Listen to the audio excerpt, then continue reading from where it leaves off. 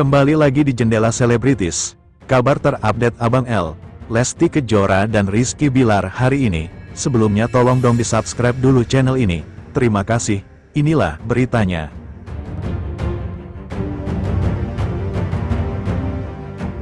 Temukan satu solusi konflik Lesti Kejora dan Yoni Dores. Putra Siregar hubungi Rizky Bilar. Pengusaha Putra Siregar merasa ada solusi dari konflik yang mendera pedangdut Lesti Kejora dan Yoni Dores. Memang, permasalahan Lesti Kejora dan Yoni Dores hingga saat ini masih ramai menjadi perbincangan. Keadaan ini buntut Lesti Kejora yang dilaporkan Yoni Dores ke polisi atas dugaan pelanggaran hak cipta.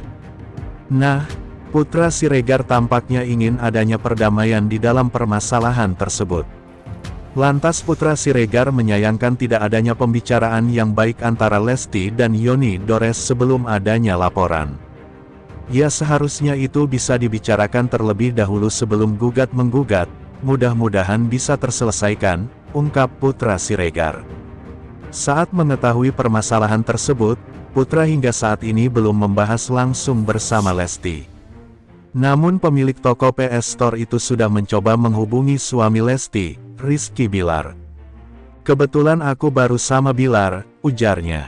Putra pun mengaku belum membicarakan secara detail mengenai pokok permasalahan dengan Yoni Dores. Terlepas dari itu, Putra yakin bahwa Lesti dan Bilar bisa melewati permasalahan tersebut. Pastinya dia udah pengalaman ya dalam menyelesaikan banyak hal, mudah-mudahan selesai dengan baik, ucapnya.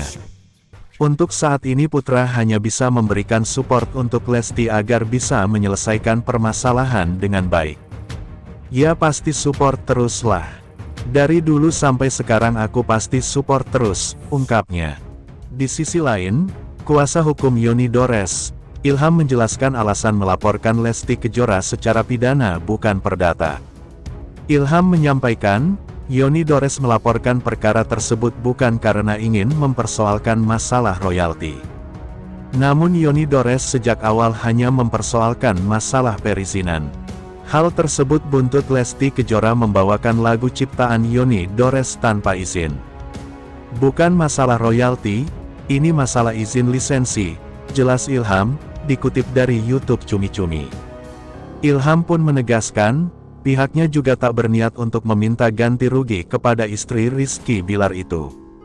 "Nggak ada minta ganti rugi," ujarnya. Meski kini laporan tersebut sudah masuk di kepolisian, pihak Yoni Dores tetap membuka pintu damai. Ilham mengatakan, bahwa kepolisian nantinya juga pasti membuka ruang untuk restoratif justice. "Silahkan datang dan berdamai, jangankan kita, proses hukum juga menyediakan ruang yang namanya restoratif justice. Jadi apapun kemungkinan itu pasti ada," kata Ilham. Sebab sejak awal, Ilham menyebut Yoni Dores juga tak ingin adanya huru-hara dalam permasalahan tersebut. Kembali ke Pak Yoni Dores, emang niatan awalnya nggak ada apa-apa. Cuma langkahnya kalau sudah berjalan menuju tujuan, langkahnya nggak mungkin berhenti, pungkasnya. Sementara pengamat musik sebut seharusnya Yoni Dores tagih royalti ke LMK, bukan Lesti Kejora.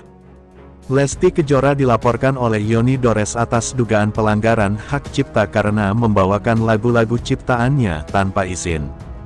Menanggapi kasus tersebut, musisi sekaligus pengamat musik Budi S pun angkat bicara.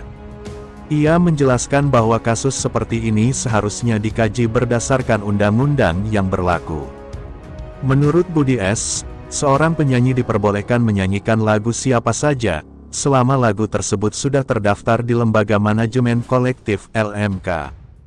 Royalti musik itu kan haknya ada hak fisik, lalu kemudian ada hak performing rights, hak menampilkan lagu itu, kata Budi S. Jadi seorang penyanyi berdasarkan undang-undang boleh menyanyikan lagu siapapun yang sudah didaftarkan di LMK, katanya menyambung.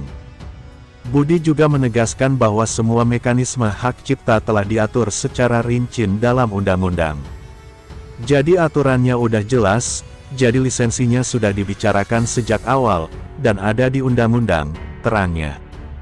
Berdasarkan peraturan yang ada, ketika seorang pencipta lagu mendaftarkan karyanya ke LMK, maka lembaga tersebut yang bertanggung jawab mengelola dan menagih royalti.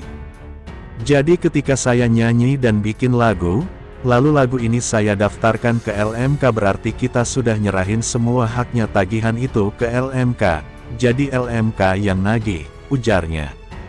Kecuali kalau lagu itu mau dibuat konsep baru, rekam lagi, kata Budi menyambung. Dengan demikian, urusan pembayaran royalti bukan lagi tanggung jawab penyanyi. Jadi dalam hal ini ya Lesti, selama lagu yang dia nyanyikan itu sudah didaftarkan di LMK, ya LMK yang nagih, tandasnya. Budi menyoroti bahwa langkah hukum semestinya tidak langsung dibebankan kepada penyanyi. Dan harusnya pemilik lagu itu atau ahli waris dari pemilik lagu, ketika ada lagunya dinyanyikan bukan datangin penyanyinya, yang didatangin adalah LMK-nya, tutur Budi. Ia menyebut bahwa LMK terbuka dan transparan dalam mencatat data penggunaan lagu. LMK terbuka kok, ada data-datanya, ujarnya.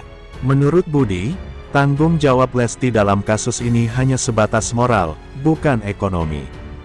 Lesti punya tanggung jawab moral, tetapi dia tidak punya tanggung jawab ekonomi.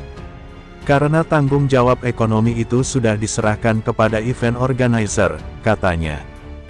Budi juga menjelaskan event organizer wajib membayar royalti kepada LMK untuk setiap lagu yang dibawakan dalam acara. Ia juga mengingatkan bahwa penyanyi seperti Lesti biasanya hanya tampil sesuai jadwal tanpa terlibat dalam urusan perizinan lagu. Kan yang berkontrak itu adalah bukan Lesti, tapi yang berkontrak dengan pencipta lagu adalah event organizer, tandas Budi. Tanggapan pihak Lesti Kejora atas laporan Yoni Dores.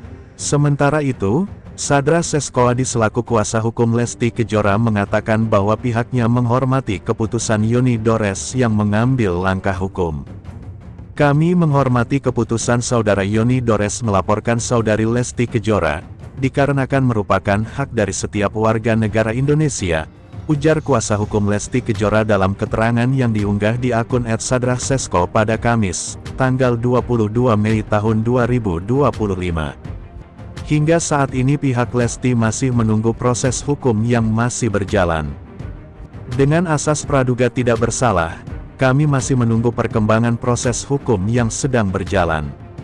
Kami juga masih mempelajari apa yang menjadi dasar pelaporan oleh Saudara Yoni Dores, jelas Sadra Seskoadi. Agar tidak muncul